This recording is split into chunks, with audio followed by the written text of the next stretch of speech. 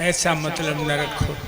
कथा सुनने आई हो तो अपने प्राणों के प्राण कन्हैया क्या जयकरा मन से बोलो बहनों। बोलो वृंदावन बिहारी लाल की। बहुत सुंदर, बहुत अच्छा।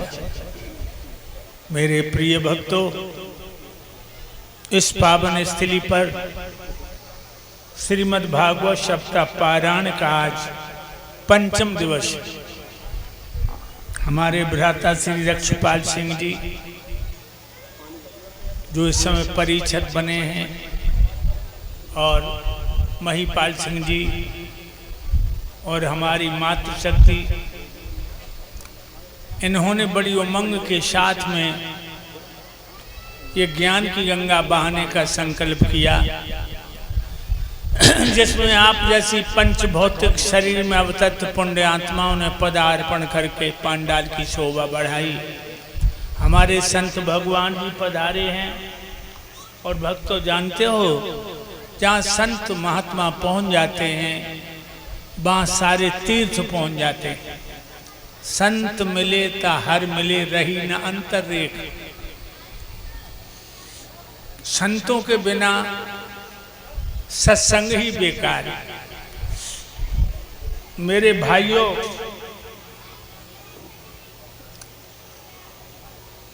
इस गांव में जब से मैं आया हूं, बहुत बड़ी उमंग हृदय में पैदा हो गई, क्योंकि इस गांव में 4-5 जातियां हैं जो हिलमिल के रहते हैं, भाई भाई की तरह। जाटव, बघेल, यादव, कई जातियां। और भक्तों, जहां इस तरह से आपस में मिलजुल करके पुण्य आत्माएं रहती हैं, वहां परम पिता परमात्मा सुमति प्रदान करता है, कुमति नहीं। वहां आनंद ही आनंद की लहरें होती। भगवान की कथाएं नदियों में त्रिवेणी हैं, पापों के लिए छैनी से पैनी हैं, आधार की नजर में बैकुंठ की नसैनी। भाइयों, हमारे रक्षपाल सिंह भैया, जिनके हृदय में भक्ति जागृत हुई और सभी भक्तगण भगवान की कथा में अद्वैत हो गए, घुल मिल गए। मेरे भाइयों, अभी आप लोग चंद्रवंश और सूर्यवंश की कथा सुन रहे थे। और ये भी बता दूं, अनसुईया का पुत्र हुआ चंद्रमा, चंद्रमा का पुत्र हुआ बुध, बुध का पुत्र हुआ पुरुरवा, पुरुरवा का पुत्र हुआ राजा आयु, राजा आयु का पुत्र हुआ राजा नहुस, राजा नहुस का पुत्र हुआ राजा याति, और याति से 5 पुत्र हुए। देवयानी के 2 हुए, यदु और तुर्वस। यदु से ये यादव वंश चला, यदु से यादव वंश, और तुर्वस से तुर्क वंश। जो मोमडन भैया हैं, ये तुर्वस की संतान है। और ये भी बता दूं, चंद्रवंशी हैं। ईद में जब तक चंद्रमा को दर्शन नहीं कर लेते हैं, ये लोग भोजन नहीं करते। ये भी चंद्रवंशी। मेरे भाइयों, जो यदु हुए हैं, इनकी 56 पीढ़ियों बाद भगवान कन्हैया पैदा हुए। जब वंश में 56 पीढ़ियों बाद, यदु की 56 पीढ़ियों बाद एक राजा हुए हैं, जिनका नाम आपने खूब सुना है, उग्रसेन। ये उग्रसेन बहुत धर्मात्मा राजा थे। इनके पिता का नाम है बाहु।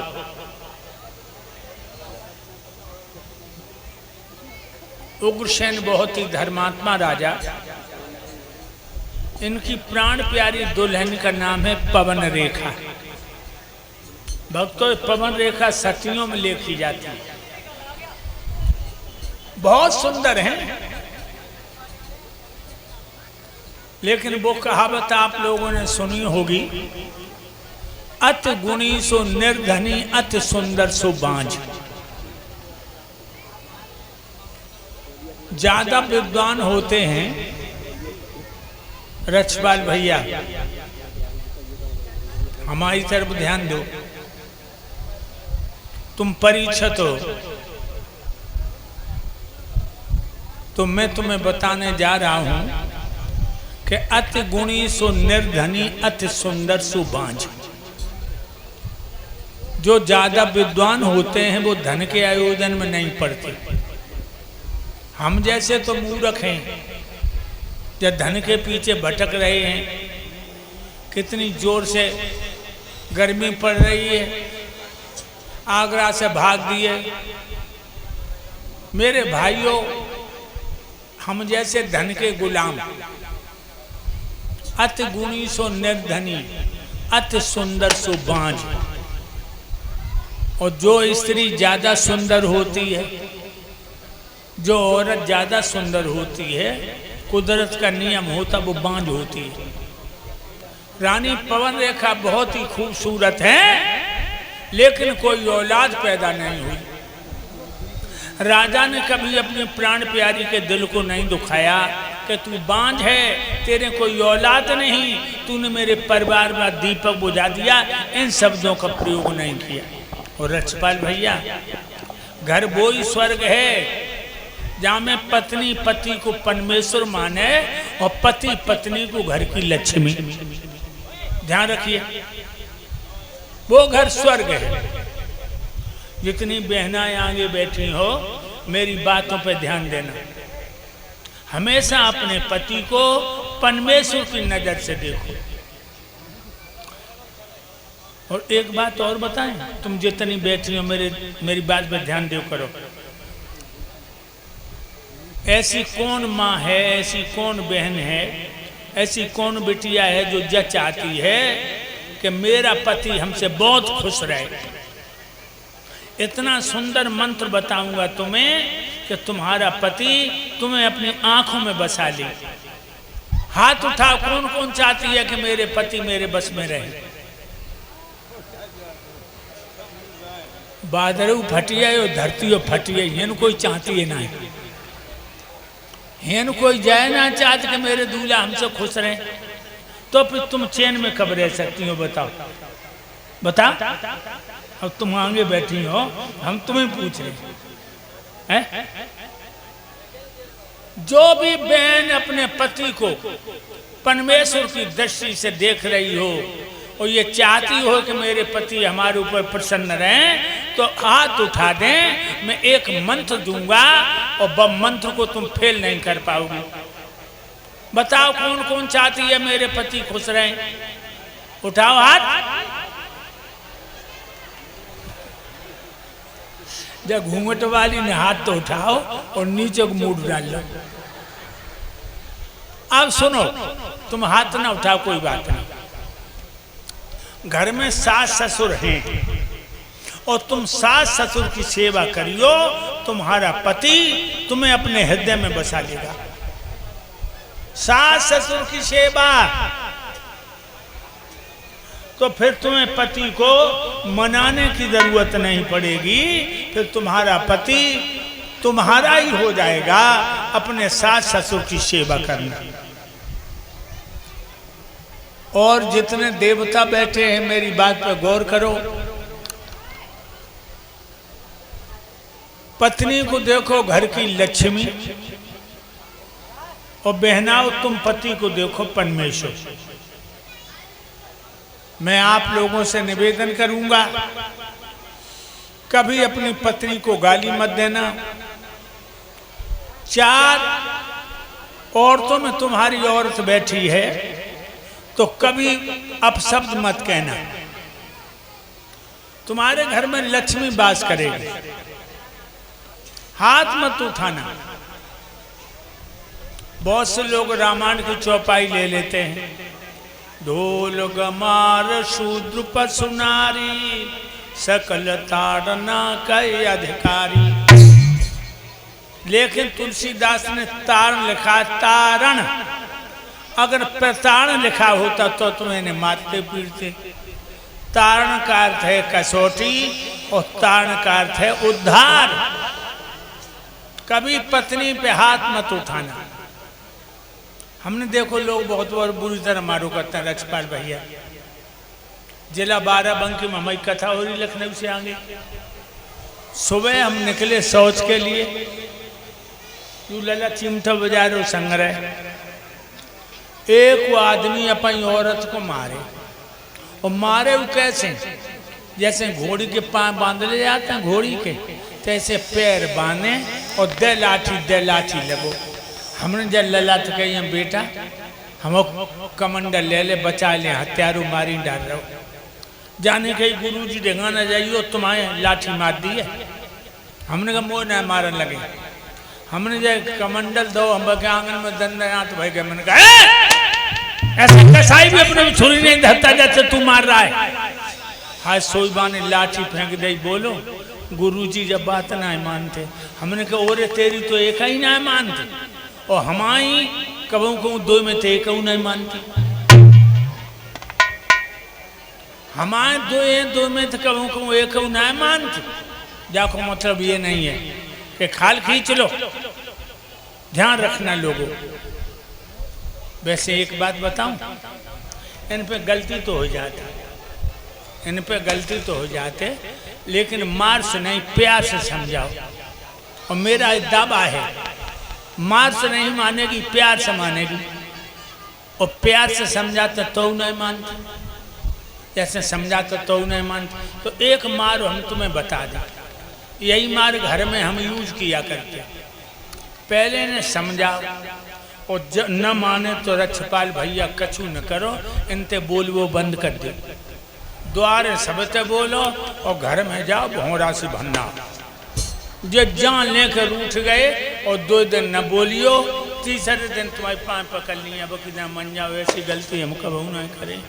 अब कितना मन जाओ 2 दिन हुए नहीं बोलता मोह सो पेटम भगू के सो उठते हैं। अब कितना मन भगतो 2 दिन न बोलो। औरत को जब पति रूठ जाते तब न आंगन अच्छो लगे, न रोटी अच्छी लगे, न लली लला अच्छी लगे। इसलिए एक तुम्हें बहुत अच्छा गीत सुनाए, बड़े ध्यान से सुनो।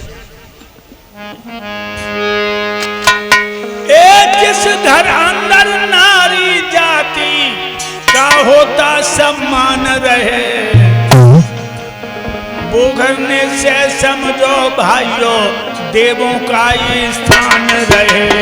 वो घर में से समझो भाइयों देवों का ये स्थान रहे। वो घर में से समझो भाइयों देवों का ये स्थान रहे।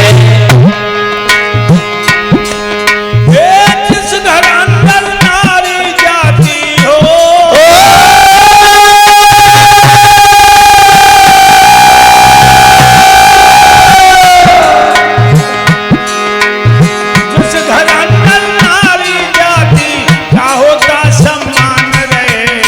घर में से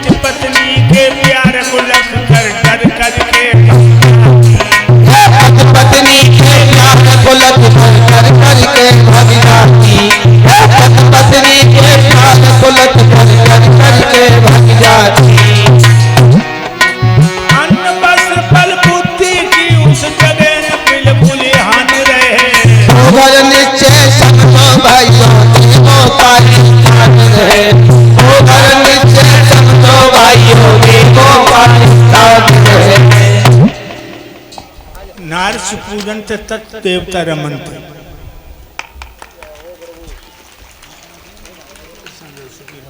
भाइयों, सुखी रहो।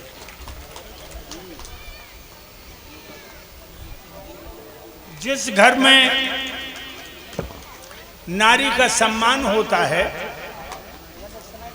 उस घर में देवता वास करते हैं, और जिस घर में औरत हिचकियां ले लेकर रोती है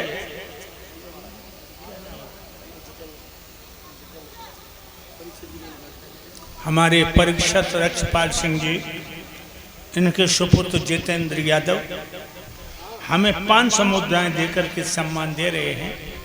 भगवान इस बच्चे को सुख और शांति दे।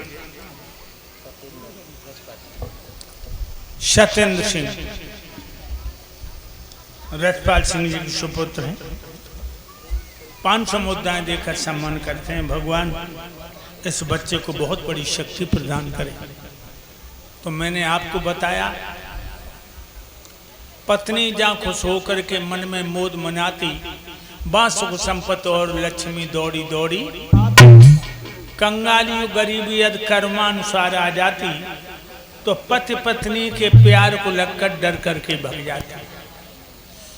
अगर घर में गरीबी है, पति और पत्नी में प्यार है, तो गरीबी नहीं रहेगी। अन्न वस्त्र बल बुद्धि की उस जगह में बिल्कुल हान रहे। जिस घर अंदर नारी जाति का होता सम्मान रहे। ध्यान रखिए लोगों। और बताऊं, पत्नी जहां प्रसन्न रहे उस घर की होती सफाई, और खान पाने और रहने सहने में दिखला दे चतुराई।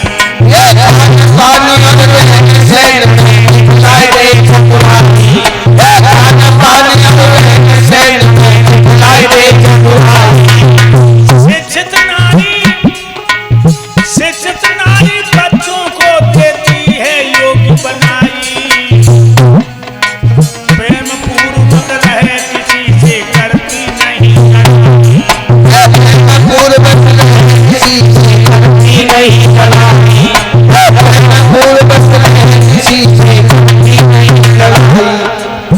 पत्नी जहां प्रसन्न रहे, व घर की हो सफाई, खान पान और रहन सहन में दिखलाई दे।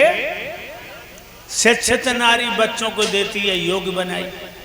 लड़कों को तो पढ़ाते ही हो, लेकिन लड़कियों को भी शिक्षा में पीछे मत रखो। आज हम देख रहे बेटियों के साथ बड़ा पक्षपात हो रहा है। रक्षपाल भैया, लड़कियों के साथ बड़ो पक्षपात।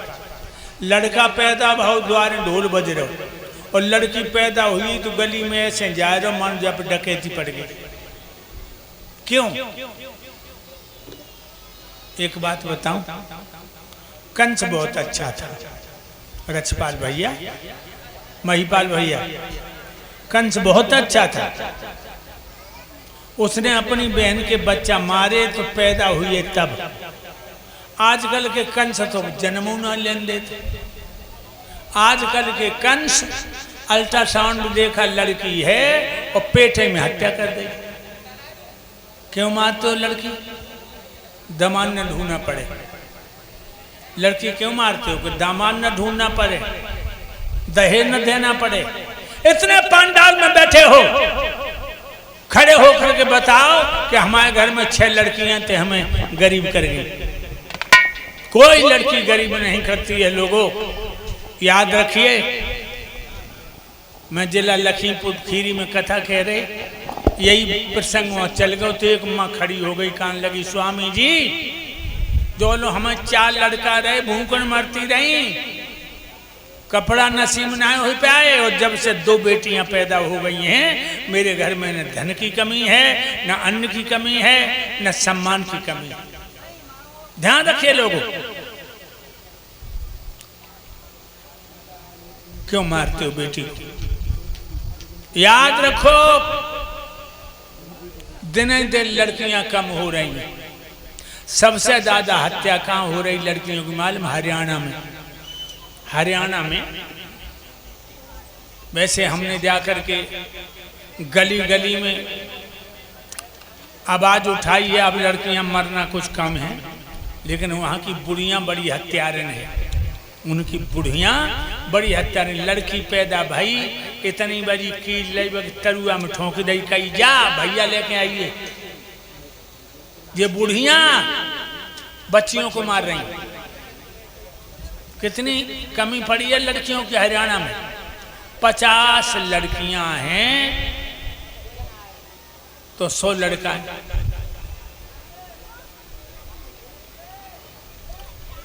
और राजस्थान में